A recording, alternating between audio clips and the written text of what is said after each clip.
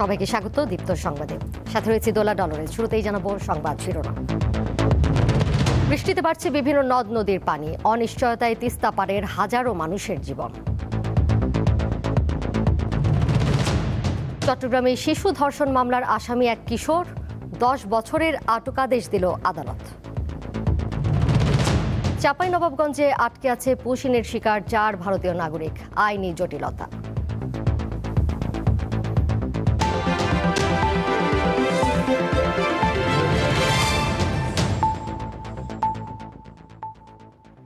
কুড়িগ্রামে ধরলা, তিস্তা, দুধকুমার ও ব্রহ্মপুত্র নদের পানি হ্রাস পেয়ে বিপদসীমার নিচ দিয়ে প্রবাহিত হচ্ছে। ফলে জেলায় বন্যা পরিস্থিতির কিছুটা উন্নতি হচ্ছে। আজ ভোর 6টায় ভুরুঙ্গামারী উপজেলার পাটেশ্বরী পয়েন্টে দুধকুমার নদের পানি হ্রাস পেয়ে বিপদসীমার 24 সেন্টিমিটার, সেতু পয়েন্টে ধরলার পানি 72 সেন্টিমিটার এবং কাউনিয়া পয়েন্টে তিস্তার পানি 36 সেন্টিমিটার নিচ দিয়ে প্রবাহিত হচ্ছে। অন্যদিকে চিলমারি, নুনখাওয়া ও হাতিয়া পয়েন্টে ব্রহ্মপুত্রের পানি কমছে, বর্তমানে বিপদসীমার নিচ দিয়ে বইছে। এদিকে গত কয়েকদিনের ভারী বর্ষণ ও উজান থেকে নেমে আসা পাহাড়ি ঢলে নওগাঁর আত্রাই ও ছোট যমুনা নদী সহ অন্যান্য নদীর পানি বৃদ্ধি অব্যাহত রয়েছে। গত 24 ঘন্টায় এইসব নদীর পানি 25 সেন্টিমিটার বৃদ্ধি পেয়েছে। এতে নদী তীরবর্তী নিচু এলাকার শতাধিক পরিবার পানিবন্দী হয়ে পড়েছে।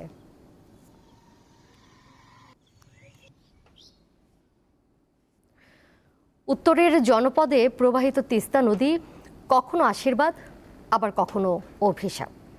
প্রতি বছর ভাঙন, বন্যা আর অনিশ্চয়তার সঙ্গে লড়াই করেই জীবন কাটছে তিস্তা পাড়ের হাজারো মানুষের। এটি তিস্তা নদী, উত্তরের মানুষের জীবনের সঙ্গে মিশে থাকা একটি নদী। কিন্তু এই নদী যেমন জীবিকা দেয়, তেমনি কেড়ে নেয় ঘর, জমি আর স্বপ্ন। তিস্তা পাড়ের অনেক পরিবার প্রতিদিন লড়াই করে টিকে থাকার জন্য। অঞ্চলের মানুষের প্রধান জীবিকা কৃষিকাজ, মাছ ধরা, গবাদি পশু পালন এবং দিনমজুরি। কিন্তু বর্ষা এলেই বদলে যায় সব হিসাব। নদী ভাঙনে হারিয়ে যায় ফসলি জমি ও বসত ভিটা। প্রচুর স্রোত হওয়ার কারণ হচ্ছে কি, ভারত পূর্ব পরিকল্পিতভাবে বর্ষাকালে সবসময় পানিটা ছেড়ে দেয়, সেই জন্য স্রোতের সৃষ্টি হয়েছে। এবং যে তিস্তার আশেপাশে যে নিম্ন অঞ্চলগুলো আছে, প্রতিটা নিম্ন অঞ্চল প্লাবিত হচ্ছে এবং আশেপাশের যে নদী ভাঙনের কারণে বাড়িগুলো ভাঙন হচ্ছে। একটা যেখানে আবার বসত বাড়ির থেকে কিছু আবার শাকসবজি আবাদ করে খাবো, এটুকু আবাদ করে খাইতে পারি না। মনে করে হিড়িম করে বন্যা উঠলো, যেটুকু আবাদ করছে উঠুক মনে করে নিয়ে গেল। আমরা খুব রিস্কে আছি। তিস্তা যদি আমাদের বাস্তবায়ন হয়, তাহলে আমাদের হাজার হাজার একর সম্পত্তি আমাদের কৃষি আওতায় চলে আসবে।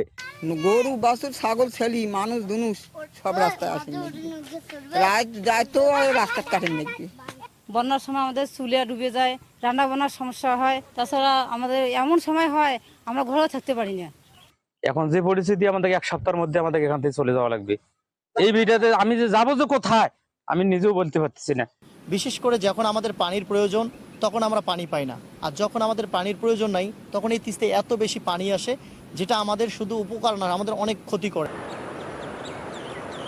বছরের পর বছর ধরে এই মানুষগুলো কেবল একটি নিরাপদ জীবনের স্বপ্ন দেখছেন।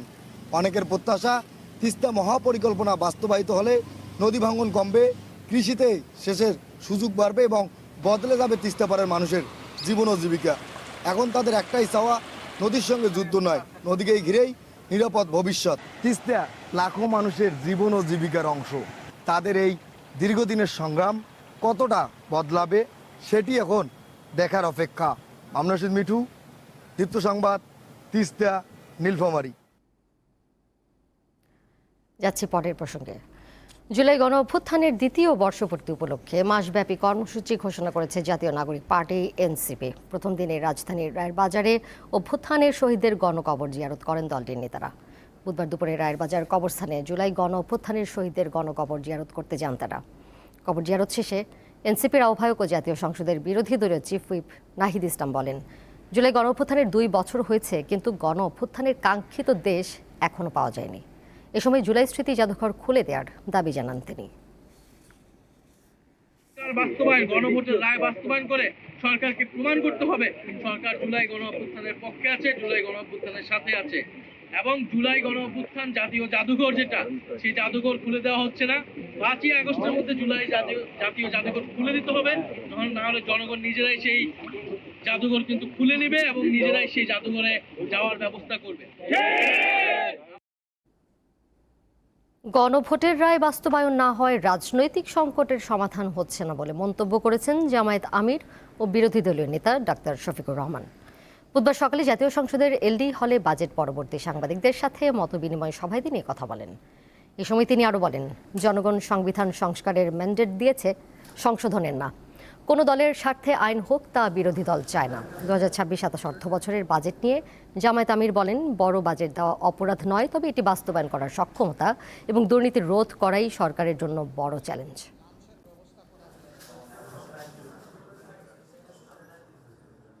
বিপ্লবের প্রেক্ষাপটটা কি? প্রেক্ষাপট গণভোট গুম হয়ে গেছে, প্রেক্ষাপট স্বাধীন বিচার বিভাগের উপরে হাত দেওয়া হয়েছে। এই ধরনের মেজর যে সমস্যাগুলো, যেটার কারণে অতীতে ফেসিবাদ কায়েম হয়েছিল, সেই সমস্ত বিষয় যদি রাখা হয় তাহলে কেনই অভ্যুত্থান হয়েছে? এই জন্যে প্রয়োজন হবে একটা বিপ্লবের। এই বিপ্লবে বিএনপিও সঙ্গী হইলে আমরা বলবো ওয়েলকাম। এবারে কেওয়াই স্টিল চট্টগ্রাম সংবাদ।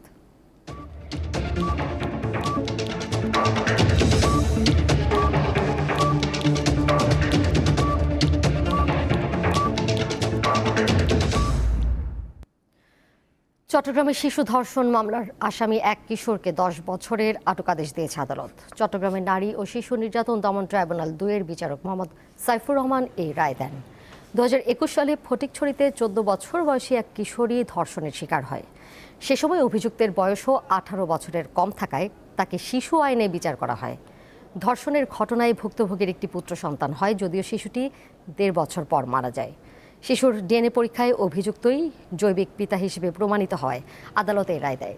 এতে কিশোরকে চট্টগ্রাম কেন্দ্রীয় কারাগারের পৃথক ওয়ার্ডে রাখার নির্দেশ দেওয়া হয়।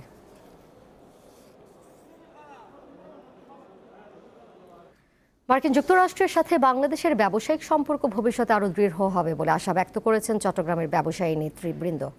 যুক্তরাষ্ট্রের 250 বছর পূর্তি উপলক্ষে দুপুরে চট্টগ্রাম চেম্বারের সম্মেলন কক্ষে মতবিনিময় সভায় বক্তারা এই আশার কথা জানান।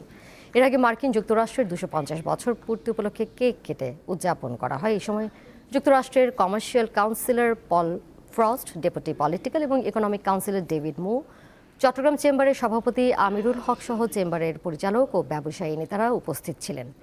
এ সময় ব্যবসায়ীরা যুক্তরাষ্ট্রকে বাংলাদেশের বিভিন্ন খাতে বিনিয়োগের আহ্বান জানান।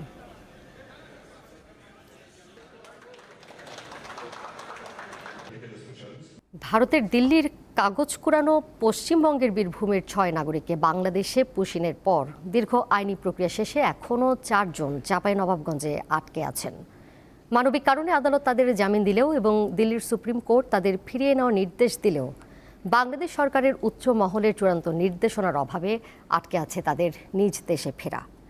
একজন অন্তঃসত্ত্বা নারী ও তার শিশুকে এর আগে ফেরত পাঠানো হলেও বাকি 4 জনের থাকা, খাওয়া ও ভরণ পোষণ নিয়ে বিপাকে পড়েছেন স্থানীয় জামিনদার।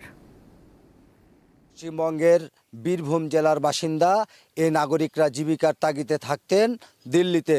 সেখান থেকে দিল্লি পুলিশ তাদের আটক করে বিএসএফের মাধ্যমে গত বছরের 26 জুন কুড়িগ্রাম সীমান্ত দিয়ে বাংলাদেশে পুশিন করে। গত বছরের 20 আগস্ট চাঁপাইনবাবগঞ্জ শহরের আলীনগর থেকে অনুপ্রবেশের অভিযোগে পুলিশ তাদের গ্রেপ্তার করে।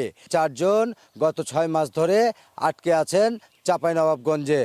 দিল্লি সুপ্রিম কোর্ট গত মে মাসের 25 তারিখে এদের 10 দিনের মধ্যে ভারতে ফিরিয়ে নেওয়ার রায় দিলেও বাংলাদেশ সরকারের স্বরাষ্ট্র মন্ত্রণালয় থেকে স্থানীয় প্রশাসনের কাছে এখনও কোনো নির্দেশনা বা চিঠি পৌঁছায়নি। ফলে কাটছে না এই জটিলতা। আমি দুই দেশের সরকারকে বলতে চাই, এদেরকে যাতে দ্রুত তাদের দেশে ফিরিয়ে নেওয়া হয়, তাহলে আমিও ভারমুক্ত হব। দেশে ফেরার অপেক্ষায় থাকা 4 ভারতীয় নাগরিকের জীবন এখন অনিশ্চয়তায় ঘেরা। পরিবার থেকে বিচ্ছিন্ন হয়ে মানবিক দুর্ভোগ দিন কাটছে তাদের। Voter card, ration card, PAN card, Aadhaar card এসব আমরা ইন্ডিয়ার পুলিশকে দিলাম। তো পুলিশওয়ালাতে না মেনে আমাদের সাথে হরকত করতে লাগলো। ছানবিনের জরুরত আমাদেরকে মানে কাগজ নিয়ে আমাদেরকে বললে কি তোমাদের কাগজ খারাপ কাগজ, তোমরা বাংলাদেশের। আমরা বলছি আমরা বাংলাদেশের লয়, টাকা পয়সা খাবার লেগে 3 লাখ টাকা কাগজ আমাদের যত প্রুফ ছিল সব বন্ধ করি আমাদেরকে বাংলাদেশের পার করে দিলে। ভারত জানাতে চাইছি কি আমাদের যে এমনি ভারত চলে যায়, আমরা বাংলাদেশ দিকে আমরা নিবেদন করছি, আমরা জলদি সে জল আমাদের ইন্ডিয়া পাঠান দেয়। আমরা দেশ যেতে চাই, বাংলাদেশের সরকারের হাত জোর করছি, পা জোর করছি যেন আমাদের দেশে আমাদের পৌঁছে দেয়। আমরা আর কিছু চাই না স্যার। এ বিষয়ে আইনি জটিলতা নিয়ে কথা বলবো আইনজীবী নূরে আলম সিদ্দিকী আসাদের সাথে। ভারত সরকারের উচিত দ্রুত ফিরিয়ে নিয়ে তাদেরকে আইনগত প্রক্রিয়ায় তাদের পরিচয় নিশ্চিত করে তাদেরকে ভিসা প্রদান করা, পাসপোর্ট প্রদান করা, এরপরে তারা বাংলাদেশে এসে আইনি প্রক্রিয়ায় তারা ফেস করতে পারে। ইতিমধ্যে ভারতের হাই কমিশন থেকে পররাষ্ট্র মন্ত্রণালয়ে একটি নোট ভার্বাল দেওয়া হয়েছে যে তাদের প্রত্যাবাসনের জন্য, এবং স্বরাষ্ট্র মন্ত্রণালয়কে কপি দেওয়া হয়েছে। এই বিষয়ে যেহেতু সম্প্রতি এই চিঠিটা দিয়েছে, এই বিষয়ে সরকারের উচ্চ মহল তারা অবগত আছেন, এবং তাদের পক্ষ থেকে আমরা কোনো যদি দিক নির্দেশনা পাই তাহলে তাদের প্রত্যাবাসনটা আশা করা যাচ্ছে দ্রুতই সম্পন্ন হবে। উভয় দেশের কূটনৈতিক ও আইনি যোগাযোগের মাধ্যমে প্রথম 2 জনের মতো বাকি 4 জন ভারতীয় নাগরিকও দ্রুত তাদের স্বদেশে ফিরে যাবেন এবং স্থানীয় আশ্রয়দাতার উপর থেকে এই মানবিক ও আর্থিক দায়ভারের অবসান ঘটবে, এমনটাই প্রত্যাশা ভুক্তভোগী ও সংশ্লিষ্টদের। আলমগীর হোসেন, দীপ্ত সংবাদ, চাঁপাইনবাবগঞ্জ। কুয়াকাটা ভাঙ্গা 6 লেন মহাসড়ক নির্মাণ, পায়রা বন্দরকে পূর্ণাঙ্গভাবে চালু করা এবং বরিশাল ভোলা সেতু নির্মাণ সহ 9 দফা দাবিতে পটুয়াখালীর কলাপাড়ায় 30 কিলোমিটার এলাকা জুড়ে মানববন্ধন হয়েছে। সকাল 10টায় নাগরিক সমাজের আয়োজনে উপজেলার প্রবেশদ্বার 6 লেন এলাকা থেকে মানববন্ধন শুরু হয়। দুপুর 12টা পর্যন্ত একযোগে চলে পর্যটন নগরী কুয়াকাটা পর্যন্ত। মানববন্ধনে সকল শ্রেণী পেশার মানুষ অংশগ্রহণ করেন। তারা বলেন, সংসদে জাতীয় বাজেট ঘোষণা হলেও দক্ষিণাঞ্চলের উল্লেখযোগ্য উন্নয়নে কোনো বরাদ্দ রাখা হয়নি। তারা দ্রুত সময়ের মধ্যে জাতীয় বাজেটে বরাদ্দ অন্তর্ভুক্ত করার দাবি জানান।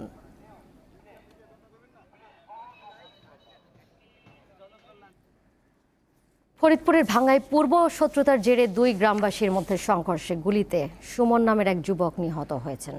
এই ঘটনায় আহত হয়েছেন অন্তত 14 জন।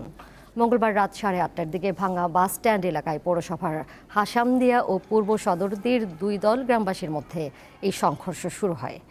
পুলিশ জানায় 6 মাস আগের মীমাংসা হওয়া এক ঘটনার জের ধরে সন্ধ্যায় কাপড়িয়া সদরদির ইসমাইল মুন্সির ভাগ্নে এবাদুলকে ভাঙ্গা বাজারে হাসামদিয়া গ্রামের ফয়সাল সর্দারের লোকেরা মারধর করে। রাত 8:30টার দিকে 2 দল গ্রামবাসী ভাঙ্গা বাজার ও বাসস্ট্যান্ড এলাকায় সংঘর্ষে জড়িয়ে পড়ে। দেশীয় অস্ত্র, লাঠি, সোঁটা ও ইট পাটকেলের আঘাতে উভয় পক্ষের 14 জন আহত হয়। এ সময় গুলিতে সুমন আহত হলে ঢাকায় আনার সময় তার মৃত্যু হয়। এই ঘটনায় ভাঙ্গা বরিশাল মহাসড়কে যান চলাচল বন্ধ হয়ে যায়। পুলিশ পরিস্থিতি নিয়ন্ত্রণে আনতে কয়েক রাউন্ড টিয়ার শেল নিক্ষেপ করলে যানবাহন চলাচল স্বাভাবিক হয়।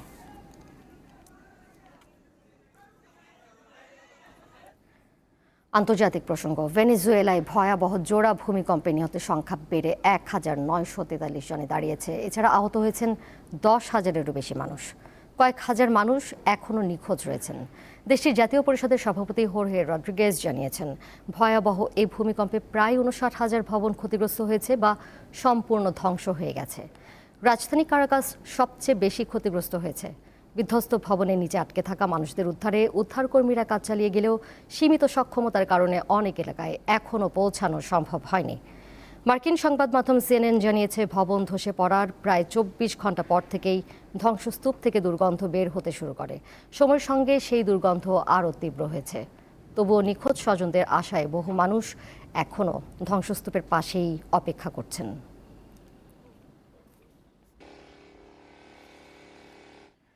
ইউরোপ জুড়ে চলমান রেকর্ড ভাঙা তাপপ্রবাহে অতিষ্ঠ হয়ে উঠেছে জনজীবন। তীব্র তাপপ্রবাহের মধ্যে 3 দিনে জার্মানিতে পানিতে ডুবে 30 জনেরও বেশি মারা গেছেন। দেশের জার্মান জীবন রক্ষাকারী সংস্থার তথ্য মতে প্রচণ্ড তাপপ্রবাহের কারণে পানিতে গোসল বা সাঁতার কাটতে গিয়ে গত শুক্রবার থেকে রবিবার পর্যন্ত অন্তত 26 জন প্রাণ হারিয়েছেন, যাদের পরিচয় পাওয়া গেছে। এছাড়া দেশটির বিভিন্ন অঞ্চলে নদী বা হ্রদে সাঁতার কাটতে গিয়ে মারা যাওয়া বেশ কয়েকজনের মরদেহ পাওয়া গেছে। DLRGর পরিসংখ্যানে শুধু পরিচয় জানা গেছে এমন ব্যক্তিদেরই অন্তর্ভুক্ত করা হয়েছে। নিখোঁজদের এই হিসাবের বাইরে রাখা হয়েছে।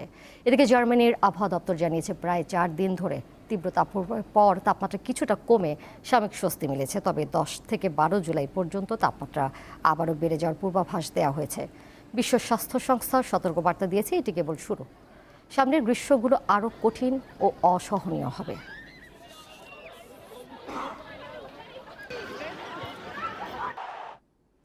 এর সাথে শেষ করব দীপ্ত সংবাদ, যাবার আগে শিরোনামগুলো জানিয়ে দিব আরও একবার।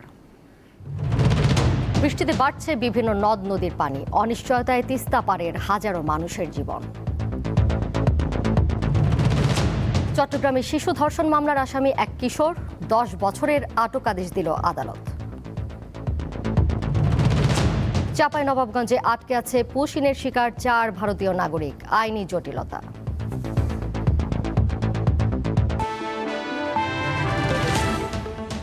এই ছিল এখনকার মতো। পরের সংবাদ দেখবেন সন্ধ্যা 6:40। এছাড়াও আরও তথ্য এবং বিনোদনের নানা খবরাখবর জানতে যুক্ত থাকুন দীপ্ত ডিজিটাল প্ল্যাটফর্মে। সবাইকে ধন্যবাদ এতক্ষণ সাথে থাকার জন্য।